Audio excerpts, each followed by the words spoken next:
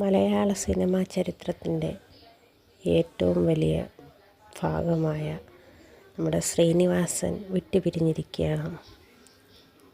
എടാ വിജയ എന്നുള്ള വിളി നമുക്കാർക്കും മറക്കാൻ പറ്റത്തില്ല. മണിച്ചിത്രത്താഴിലാപ്പക്കാളയും, ഉദയനാണ് താരം, ഫ്രണ്ട്സ്, ഒരുപാട് സിനിമകളിൽ നമ്മളെ ചിന്തിപ്പിക്കുകയും ചിരിക്കുകയും ചെയ്തു. സന്ദേശ സിനിമയിലെ രാഷ്ട്രീയപരമായ കാര്യങ്ങൾ ഇപ്പോഴും കാലത്തിനൊത്ത് സഞ്ചരിച്ചു എന്ന് തന്നെ നമുക്ക് പറയാൻ പറ്റും.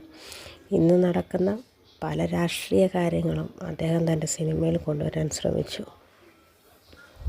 മകൻ ധ്യാൻ ശ്രീനിവാസിൻ്റെ ജന്മദിനത്തിൽ തന്നെയായിരുന്നു അദ്ദേഹത്തിന് മരണം. ഉദയനാണ് താരത്തിലെ കരളെ കരളിൻ്റെ കരളെ എന്ന പാട്ട് ആർക്കും മറക്കാൻ പറ്റത്തില്ല. കിളിച്ചുണ്ടും മാമ്പഴത്തിലെ അവതരിപ്പിച്ച കഥാപാത്രം നമ്മളെല്ലാവരും ഒരുപാട് മനസ്സിൽ സ്വീകരിച്ചൊരു ചിത്രമാണ്.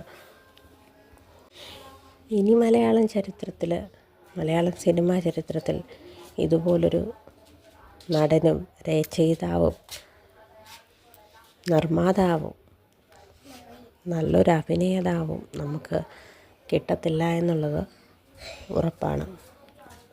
അദ്ദേഹത്തിൻ്റെ ഓർമ്മകൾക്ക് മുമ്പിൽ ഒരുപാട് സ്നേഹാഞ്ജലികൾ അർപ്പിക്കാൻ മാത്രമേ ഇപ്പോൾ മലയാളികൾക്ക് കഴിയത്തുള്ളൂ.